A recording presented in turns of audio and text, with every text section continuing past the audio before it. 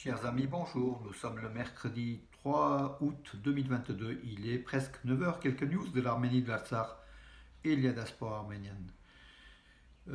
Tout d'abord, donc j'avais oublié bien sûr dimanche donc l'inauguration, enfin la messe inaugurale après 106 ans après le génocide de l'église arménienne de Malatya, donc l'église arménienne de Malatya qui a été inaugurée donc il y a dimanche dernier en présence de beaucoup d'Arméniens d'Istanbul, mais aussi de Malatya et de France, dont notre ami Khosrow Iliozer, donc, qui est aussi originaire de Malatya, qui a assisté à l'inauguration de cette église arménienne 106 ans après, voilà, donc un an après le génocide, hein, donc l'église avait fermé. Une bonne chose. Oui, en Arménie, en Artsakh surtout, donc suite à des attaques donc sur le front donc frontalière donc des unités de l'armée azérie, les Arméniens qui ont repoussé, donc l'armée arménienne de l'Artsakh a repoussé ces attaques. Un soldat arménien, donc Albert Barshian, avait été blessé, donc voilà, sa vie n'est pas en danger, donc a communiqué le ministère de la Défense et c'est tant mieux. Euh, Fly One Armenia inaugure donc des vols commerciaux entre Yerevan et l'aéroport international Domodedovo, donc à Moscou, hein, l'aéroport le plus connu de Moscou. Il y aura 5 vols hebdomadaires donc, entre Yerevan et Moscou par Fly One Armenia. Hier, 3 Azéris, donc 3 démineurs, ont sauté sur une mine à Fizouli, donc Varanda, donc l'arménienne, donc c'est le nom de arménien Varanda. Donc 3, dont un qui a été amputé donc des jambes, enfin voilà, donc des blessés relativement graves. Hein. Arad Mirzoyan, donc le ministre arménien des Affaires étrangères, s'est entretenu hier avec Sergei Lavrov. Bien sûr, la question de la sécurité de la région a été abordée, bien sûr. Avec aussi on a remarqué quand même l'arrivée de matériel militaire azéri, des convois militaires aux frontières de l'Arménie. Donc voilà, donc sans doute pour mettre une pression, une tension ou une attaque. Hein, donc aussi, donc tout est possible dans cette région. Je pense que la diplomatie arménienne s'est vite jointe à la diplomatie russe avec Lavrov pour condamner, pour essayer de trouver des solutions et puis surtout en prévention. Hein, voilà. Également donc comment dirais-je, le premier ministre arménien donc Nicole Pachinian et Vladimir Poutine se sont entretenus au téléphone bien sûr sur le règlement pacifique donc de l'accord tripartite du 9 novembre 2020 sur l'Artsakh et les frontières donc de l'Artsakh. Pachinian a dû aussi évoquer avec Poutine les dernières tensions, donc les provocations azéries, qui sont aussi dirigées contre les forces russes. Hein. Donc voilà, Aliyev veut un peu se débarrasser des forces russes à l'horizon 2024 ou 25, donc au terme du traité sur 5 ans hein, de paix, la signature du 9 novembre justement. Mais les Russes ne vont pas lâcher donc la partie. L'armée russe hein, de défense de l'Artsakh qui était mise sous alerte, sous tension, en prévention d'attaques hypothétiques ou de provocation de l'armée azérie. Voilà, voilà. Les transactions en Arménie ont redémarré. Bien sûr, les prix de l'immobilier sont en hausse. Hein, donc, j'ai donné il y a tout plein de statistiques donc, qui sont publiées donc, récemment par le gouvernement arménien, montrant qu'au premier semestre 2022, il y a une embellie donc, de l'immobilier, et surtout à Yerevan, avec des prix aussi qui s'envolent, hein, mes amis.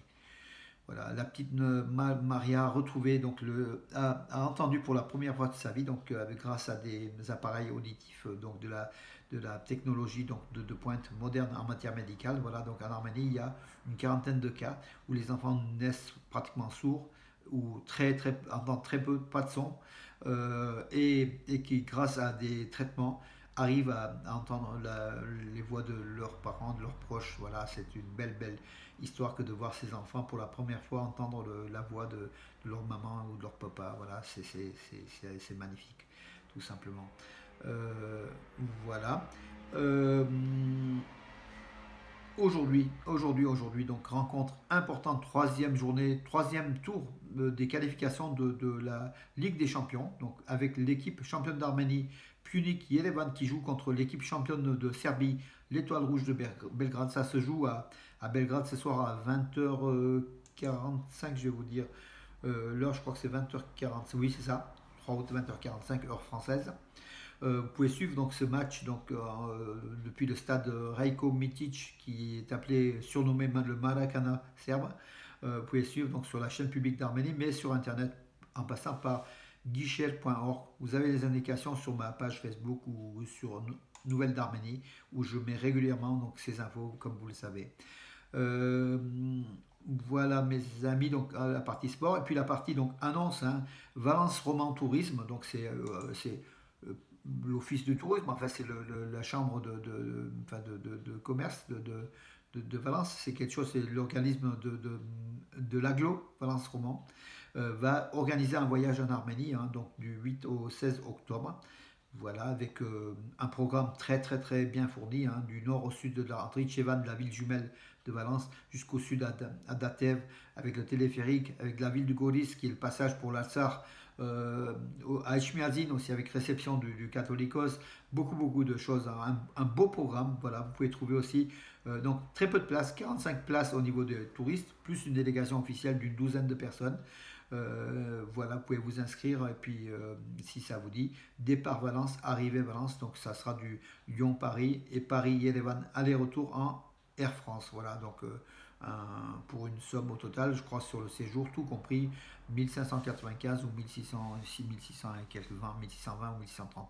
Voilà mes amis, écoutez, en tout cas bravo à la ville de Valence qui essaye par ces voyages de dynamiser les relations entre l'Arménie et la France, entre Valence et Yerevan. Bravo aussi à l'élu, l'adjoint au maire, hein, qui est chargé donc du commerce et de chemin Valence-Roman. Je veux nommer mon ami Georges Rasclan. En tout cas, bravo pour tout ce que tu fais au service de la ville de Valence, au service aussi de l'Arménie et d'Ichevan, et puis de la ville, hein, et de toute l'Arménie. Bravo à toi. On sera du voyage, bien sûr, et puis je pense que ça passera très bien. Avis à tous ceux qui veulent s'inscrire. Attention, le nombre de places étant limité, il faut s'inscrire. Surtout, c'est destiné à la population donc, de Valence et autour de Valence, parce que tout part de Valence et arrive à Valence, tout simplement, mes amis. En tout cas, vous pouvez vous rendre, vous, en Arménie aussi, par Air France ou par d'autres compagnies. Il faut y aller. L'Arménie, il y a tout plein de touristes en ce moment.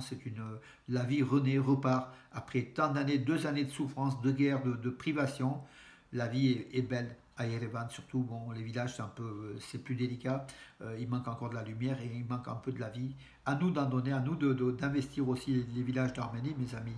Et voilà, je vous raconterai aussi un programme, hein, donc, dans la région de l'Ararat, hein, en face de l'Ararat, la ville de Massis, avec des villages, hein, tout autour, voilà, qui se battent pour leur vie, pour redévelopper donc l'activité du village. Et puis il y a des personnes dynamiques. Je vous en parlerai à l'avenir, mes amis. Voilà.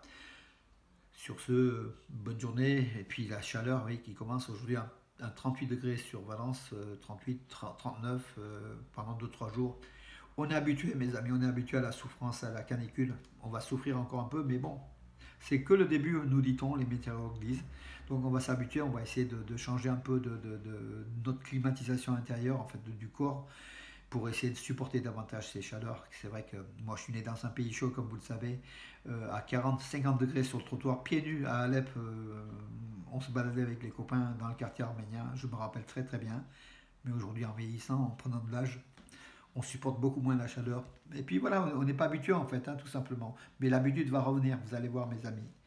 Bonne journée et à demain.